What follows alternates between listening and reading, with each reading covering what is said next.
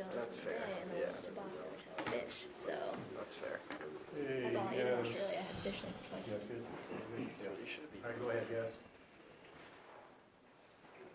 So Florida State's pressure like, I know they rely on that quite a bit. What's it, their length, I guess, is a big factor in it, but Yeah, I mean, it's their style of play. You know, they're going to try to extend in passing lanes. They're going to really pressure the ball.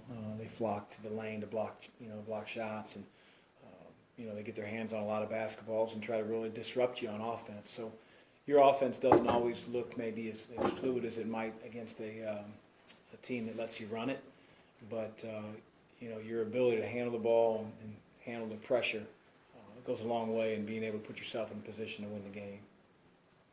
Did you guys have Sunday off after you came back from, Tuesday off after you came back from Virginia Tech, or what was your practice schedule this week? Yes, we were off Tuesday, and then we've practiced Wednesday, Thursday, and we'll go today. Coach, Louisville's the only school in the nation with 2 top 12 road wins this year. What is it about that mentality where this team just kind of thrives off playing on the road and in those atmospheres? I just think it's a matter of trying to be the same team. Every time you step on the floor, no matter where you're at, no matter who you're playing, and it's easier said than done. But I think trying to control what you can control, taking care of the ball early, getting quality shots early, not getting pummeled on the glass early, at least puts you in a position to, in the first 4 or 5 minutes, sort of establish who you're going to be on the road. So often teams, and we were victim to this in Pittsburgh, find themselves down early, and I think getting off to a good start, and then understand the teams are going to make runs in their own building. They just are. Especially some of the teams that we're playing, and not letting us get rattled because of that, and staying together, I think is really important. But probably comes down to having some older guys in the backcourt that have been there before. how does Florida State use those 2 big guys? I know one starts, but the other one plays more, I think. Yeah, they're different type of players.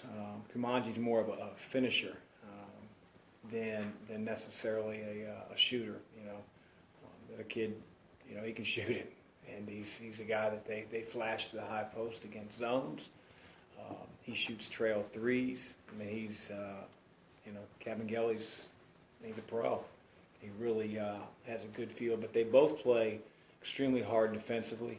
Kumanji's, huge. And so we've got to be able to combat his size, make him move in ball screen situations, make him cover things out on the floor to make his job a little bit harder.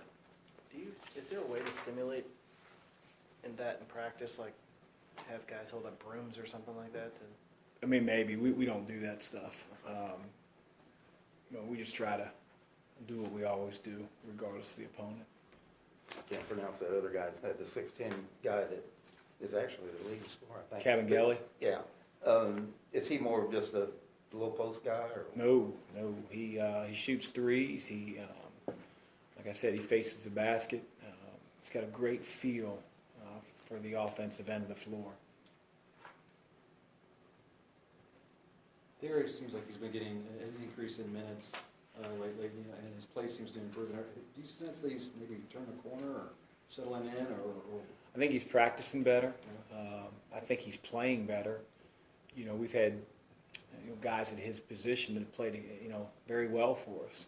So sometimes you're also held hostage a little bit to the guys in front of you. And prior to the last couple of weeks, they'd played better than Darius. But having said that, Darius brings some things to the table that you can't find on our team. He's got extreme quickness. He has an ability to get in the lane. He's a much better shooter than he shot in ACC play. And we have confidence in him with that. But the bigger issue for us has always been Darius making the right play and slowing down. And it's been great to see over the last couple games that that's who he's been. And we need him to be that way going forward, and then his role will increase. Do you think, Chris, that after you didn't play him the one game, I guess, I don't know if you called it a suspension or not because he was late, was that sort of a wake-up call to him about other things off the court, do you think? You'd have to ask Darius that. Maybe you noticed the difference, I guess. Yeah, like I said, I think he came to practice the very next day with a great attitude. It's been that way really since, and I think his play has been better, and you know, it was great to see him respond that way. I don't know if Darius earlier in his career would have responded that way, and you know, I think that's only going to help him as he hopefully tries to carve out more of a role for us. The other night when you said you think this team now has more belief in themselves, obviously that manifests itself in wins like that, but day to day in practice, do you see a difference that tells you that belief has grown? Yeah, I mean, I think there's an ownership that takes place every day in our practice. I think, you know, our voices on the floor, if you will, speak more often. I think they try to hold one another accountable. And, you know, that's the mark of a really good team is, you know, all the instructions and all the accountability isn't always fostered from the head coach. You know, it starts with our players, and it's really good to see. And that's when it's a fun group to coach, when they're just as hard on themselves as the coaching staff is.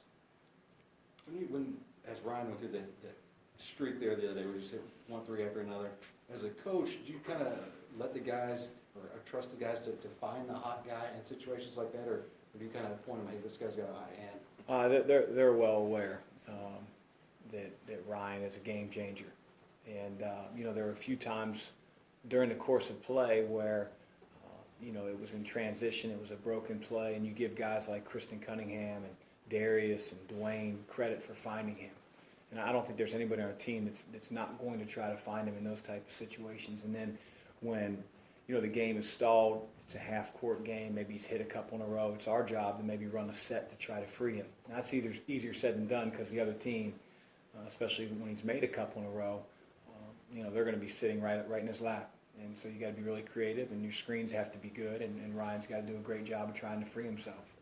And he may not get a shot, you know, and hopefully in those situations it's because two guys stretch out on him and it opens someone else up. Both your three-point makes and your percentage have gone up in ACC play. What's gone into that? And Well, why is that? I think 6 of the 9 double-digit ones have been in ACC play. Yeah, for us, and I've tried to really make sure our team understands this, if we can get the ball in the lane and earn quality shots, we have a very good shooting team. But I don't want our guys to ever be fooled into seeing a percentage, oh wow, we were 11 for 23 in a game, and now we just play pop a shot on the perimeter, and we don't get the ball into the low post, we don't drive and kick. You know, that's how it has to start for our team. And when it does that, then we can get some open looks. Do you have any concerns that might go that way occasionally? Well, when you start to see our free throws attempted, I know we're playing teams that are disciplined, that tend not to foul, but we want to make sure that, is that really the case? Are we still getting in the lane? And you know, it's our job as a coaching staff to make sure that that's what we're doing first and foremost, and that's how we're trying to, you know, establish who we are every day in practice so it carries over to the game. What's going through your mind when Dwayne Sutton's banking in threes and there's still time on the clock late in the game? Yeah, it was probably not the best shot in the world. Sometimes you got to be a little lucky rather than good. But, you know, we want to learn from those type of situations. You know, we should have probably taken a little bit more time off the clock. That'd been a great look 8-10 minutes into the game. You know, Dwayne can hit transition threes. He's done it all year. But, you know, we've got to be able to recognize when you're not only playing your opponent, but you're also trying to squeeze them with the clock. They're extended more, get ball reversals. You might end up getting, you know, a layup or two like we did with Jordan a little later on in the game. Have you ever paid attention to bracketology as a coach? Yeah, I mean, I look at it. Yeah. Yeah. How do you consume it? I mean, are you like, this is where we are? Is it like I can't believe Probably the that? same way you consume it. Man, just look at it. But it doesn't really mean anything right now. But, you know, I just find it interesting to sort of see the landscape of college basketball, where teams are at, you know, how a certain win or loss affected them. But I'll say this, I don't spend more than 5 minutes thinking about it. We got other things to worry about. Will the reveal on Saturday mean any more than say the regular bracket colleges have been coming out? Reveal. NCAA. CBS is having like a bracket reveal of the top 16 states. Oh, The NCAA. I didn't, yeah. They did that last year, right? First year? Yeah. First year you That means zero to me. Does it help with fans in the seats? I don't know, you probably have to ask our ticket manager. You don't pay any more attention to that coming from the NCAA than you do Lenardi or anything? No, because, you know, we could lose every game from here on out, you know, then, you know, it's not like you can ask them, hey, can we go back and, you know, do it? Use that bracket? Use the reveal, please. Anything else for Coach? You have to ask how's Adam Sandler at basketball? He's pretty good. You can tell he plays every day. You know, he's very confident in the type of player he is. Every time he was making a shot, he'd yell out "Sandman," which was pretty cool. It's almost like watching a movie in person.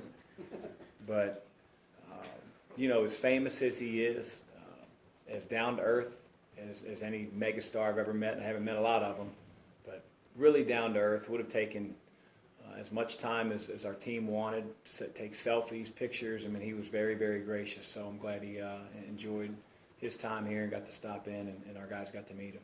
Does he bring in a group of his guys to run? A few of them, and then Cahill on our staff joined in and they played 2-on-2, and Cahill was hurting the next day.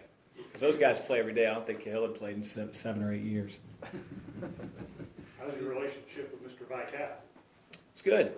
Yeah, he's always been great to me, and look forward to seeing him here in these next couple games. Thanks. Great, thanks, guys. Thank you.